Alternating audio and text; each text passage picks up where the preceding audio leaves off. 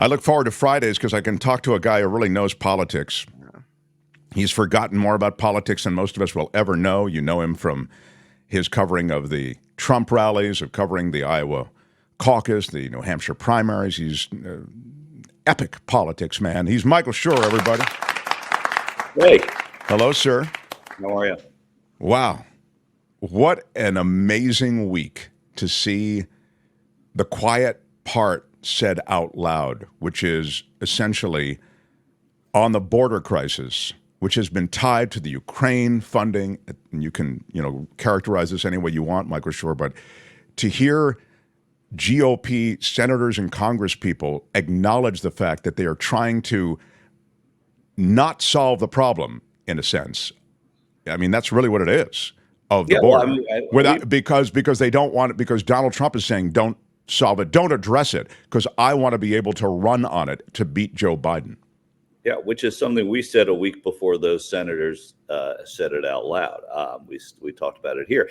I mean, it's pure, unadulterated, and naked American politics in an election year. This is an issue that almost with near unanimity, the people that I speak to at Trump rallies and in covering these elections, they all say that the number one issue to them is the border and how we have open borders, and these are in states like New Hampshire and Iowa. These are not border states; they border Minnesota and Vermont.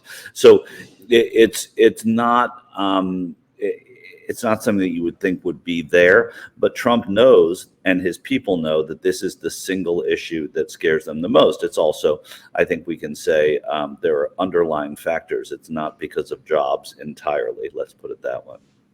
Now, what do you mean by that?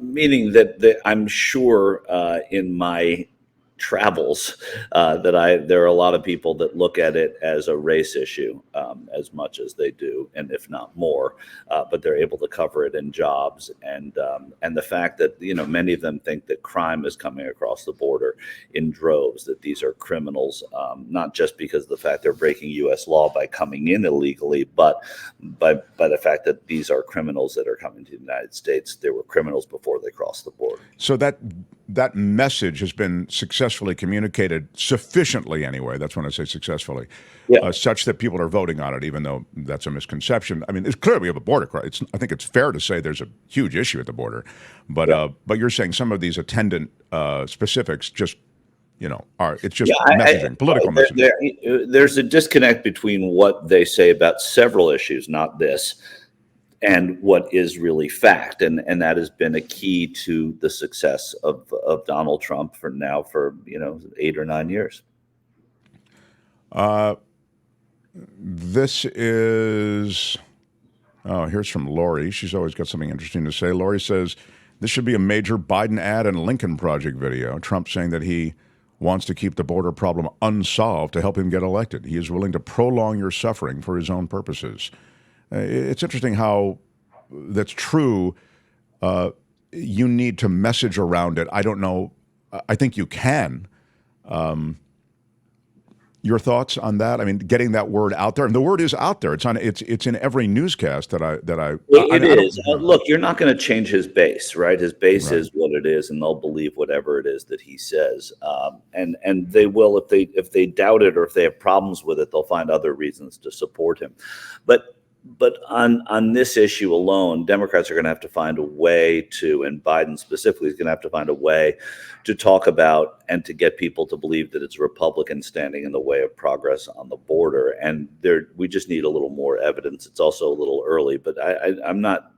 What Lori, is that her name? Lori, is saying is true, right? I mean, they have to take this and find a way to show that the other side is being disingenuous. Of course, you're not going to find it blatantly, and there are not a lot of people who are going to go on interview shows and say precisely what you said at the top here, that, oh, yeah, well, we're doing this because Donald Trump doesn't want us to solve the problem. They're saying that they don't like the deal enough, and they don't want to tie it. Their excuse is they don't want to tie it to Ukraine aid. which is their buyout of voting for border security. So there will also be something that comes out. Well, there won't be nothing that comes out of Congress, and Democrats have to be able to find a way to talk about that as they go forward. Yeah, you're right. They don't go on interview shows and say it. In fact, it was leaked from a closed-door meeting with Mitch McConnell and other GOP leaders. Yeah. But But yeah. what helps Democrats is that Democrats believe, too, that there is a problem on the border. And if they see Republicans stymieing any kind of effort to make things better there, I would say Democrats and independents are going to see right through that. That Democrats don't need to. But there is Democratic unrest, certainly, over the fact that it's a perceived problem on the border. It is a problem. It's magnified, of course, by the talk.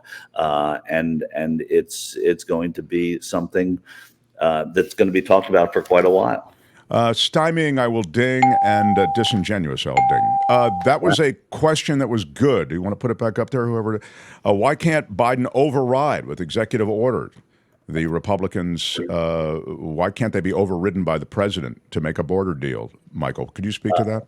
He can do that. I mean, I think, one thing you have to remember about Joe Biden is that he is, this is something that Mike Johnson asked him to do around Christmas time, right? To use executive action to stop migration. And Mike Johnson, the speaker, he can, but he's also a student of the Senate and likes to see things get done the way they need to get done. But in point of fact, this is something that the president can do, and get full credit for it. So it's not like it's a lost cause getting anything done on the border. They have to exhaust every other method when you're a part of the Biden team. You have to respect Congress as much as you can say, because that's what's in his blood as a politician. Yeah, he's an institutionalist on some level. Well, I mean, it makes sense. Like he's a product of the institution. He spent most of his life in the Senate. He likes the Senate. He likes the way it works, even though it's slow. He doesn't have a big problem with that. So I do think that there's a chance that could happen. What happened to the money that Mexico gave us to pay for the wall? Is that going into government coffers, or? I don't know the answer to that question. It's remarkable that is just skipped over. In fact, just to the point of executive order and appropriating money. Remember, you need Congress to appropriate funds, like for immigration judges, and you need many more immigration judges at the border, obviously, and that's part of the plan. You can't do it without Congress. Trump did go around congressional mandate. He went out around congressional appropriations for the border wall money, right? There was no Mexico's not paying for anything. He went into the Pentagon and just took it. It's true. And that's something that he did. And he's not the institutionalist, I guess, is my point. No, I was going to say he's not the institutionalist, and because of what it was undone with the stroke of a pen, right? I mean, so by an incoming president. I think Biden looks at Senate action, congressional action in a way that there's some permanence to it, and at least a way to see it through with support. Executive action is always greeted with skepticism by the Congress, and there are problems that go along with it. They forget them pretty quickly because it is what it is, and once it's done, there's not much to fight about with it. But if Biden shows some kind of moxie on this issue and does use executive action, which he may, it's a way for him to own the issue, which is why some Republicans are uncomfortable with the way that they've sort of pulled back any kind of border support because of Trump. When it comes to money, though, he needs Congress for that, doesn't he, Michael? Well, he does need Congress for money. Election year, it becomes a little less important. It's Congress that needs to figure out its own budgeting. So the president's less reliant on Congress there, but they can make big problems for him on other issues and on the border too. I mean, if you do the executive action and, there are lawsuits or there are problems with it to some degree, it becomes a sort of an albatross for a president, or it can become. I don't think in this case it would. I think this is sort of pretty bare election year politics. And if he were to do some kind of executive action showing that he's a president who wants to do things even in the wake of or in the face of Republican pushback, then that could probably help him on this issue with independent voters, which is really where we are. And again, this election is probably going to start pretty soon, and you're going to hear a lot about the border from one side. You're going to hear about abortion on the other side and the economy on the other side. Biden's going to be running on the economy. So it remains to be seen how important a moment like we're talking about will become.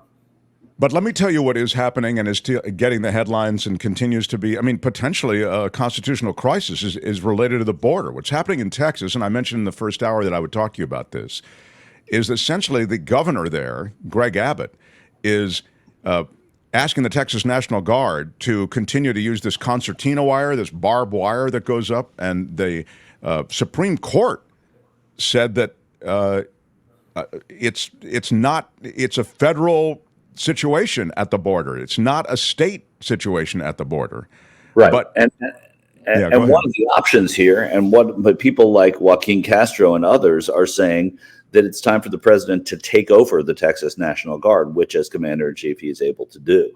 I don't see, and I wouldn't know, frankly, if they're poised to do something like that. Nobody has said to me, and none of the people that I've spoken to have said anything about that. I haven't spoken to anyone at the White House for a couple of months, actually, but I do know that there is a movement among Texas Democrats and people in Colin Allred's campaign, who's running against Ted Cruz, people who want to see the president do something on this to kind of take it over. Because as you mentioned, this is a federal issue, not a state issue.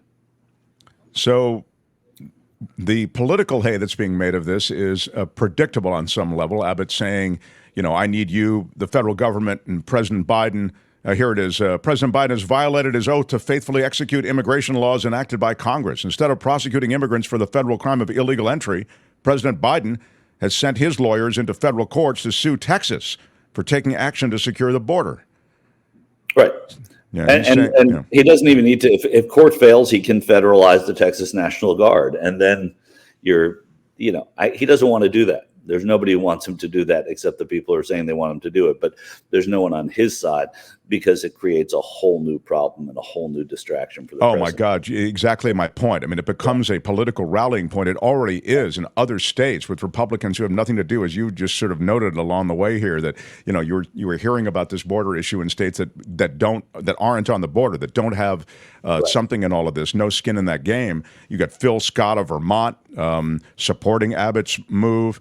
The Republican Governors Association saying that they are backing Abbott's methods and utilizing every tool and strategy, including razor wire fences, to secure the border. So this becomes a media rallying place. It's very visual. You've got Fox News Channel down there. You're only going to hear about, you've got all the networks down there, but I'm saying there's a political hay being made on the right. There is, but at a certain point, the Democrats have to realize that this is an issue that is not political entirely, right? Or they have to pick apart the parts that aren't political, it is a huge strain on the state of Texas. It is a huge strain on the state of Arizona and the state of California. It doesn't have to be handled the way Abbott is handling it, certainly, and he's certainly making it worse and bringing attention to himself and scoring political points. But doing something about what's going on down there and attending to it is something that voters want to see happen. And it's voters of every stripe, really. That's right. It's a legit issue. Those communities are being stressed immensely by illegal immigration. That is a fair and important point that you make.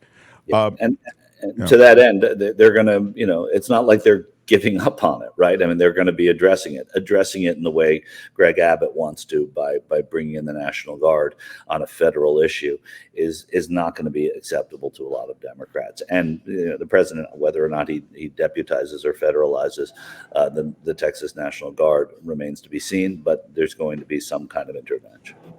Michael, turning to what's happening in the presidential race with Trump pulling those strings that we talked about for border policy and not making a deal, and By the way, I saw one thing before I leave it. This is, I thought it was from Beth.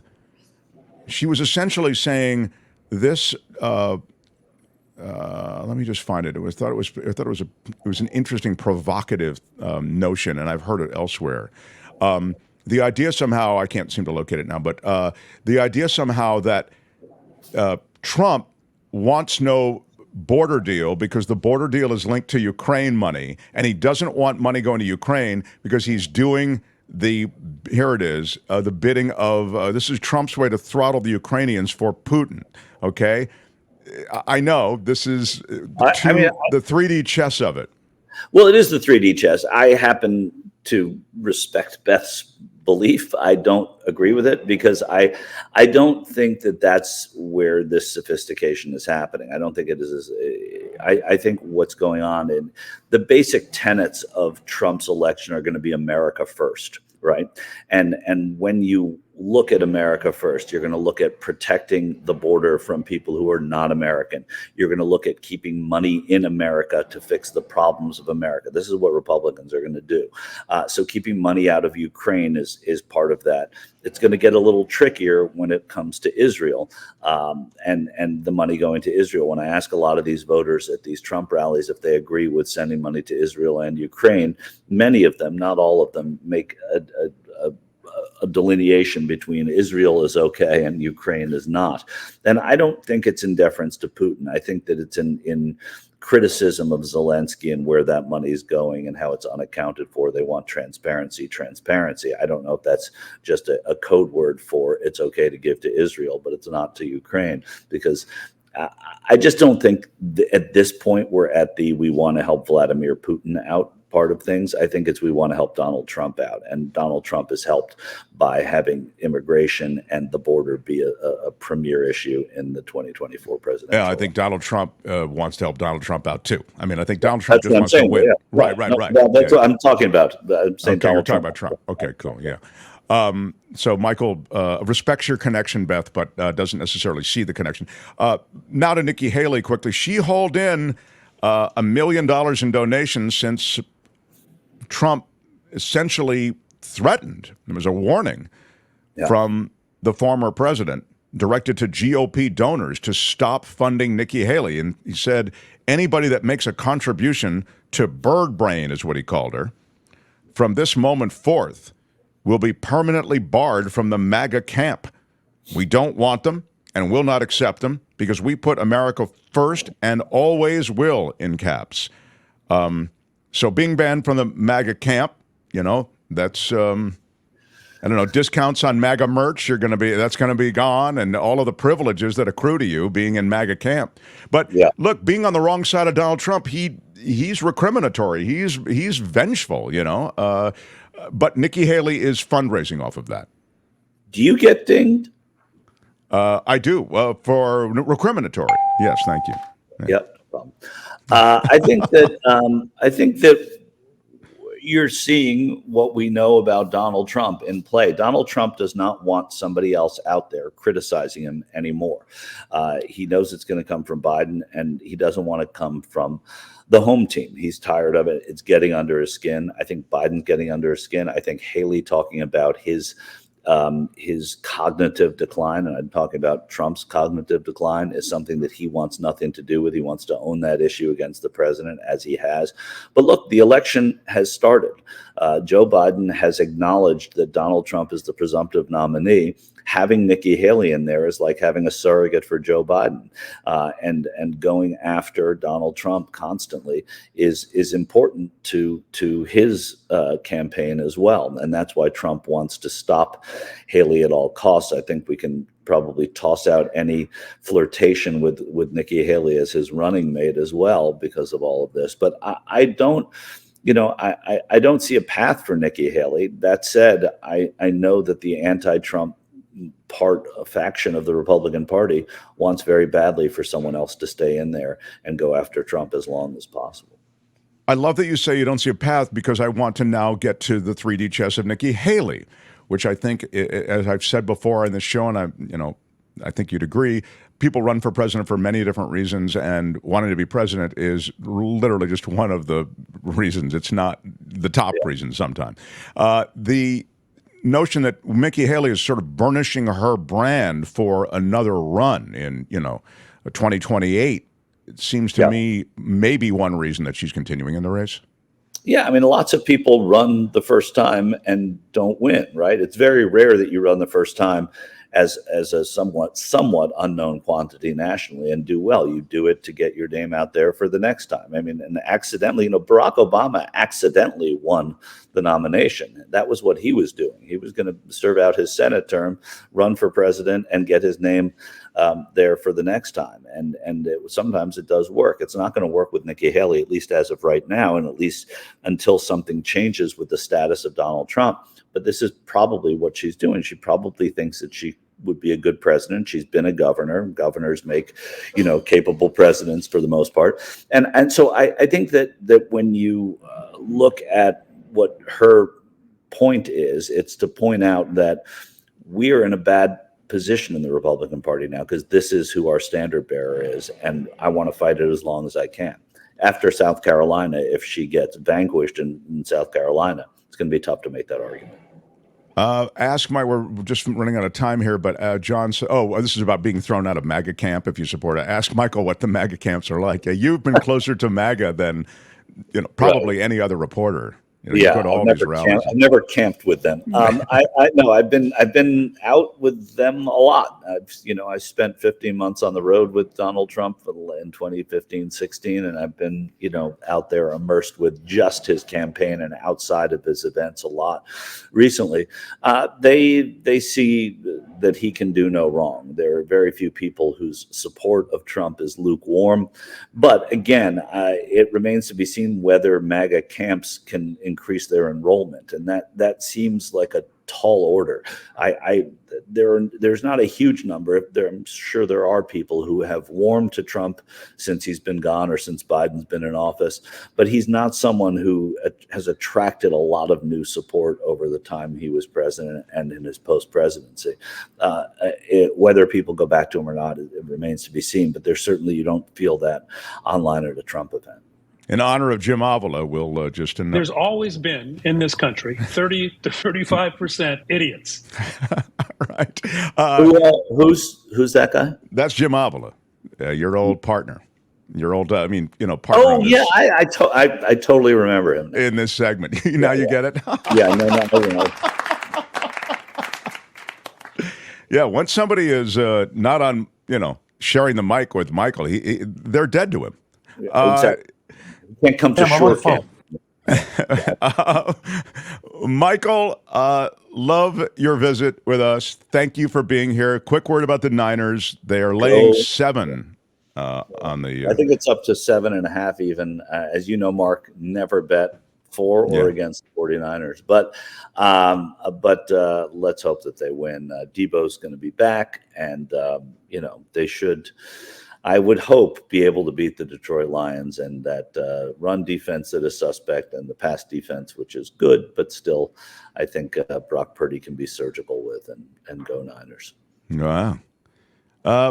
Like a politician, the political analyst offers an equivocal, in terms of picking a winner, take, but his heart so cleanly in the Niners camp. It is. And if you support the Lions, you were banned from Shure camp as well. From Shure camp. Wow. You're picking up a page from the Trump playbook.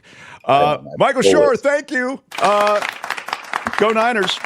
See you, my friend. The Mark Thompson Show. Hi, it's Mark, and I thought that was great. Hit the notification bell. You'll know whenever there's a new video being dropped, and please subscribe to our channel to help us save the universe.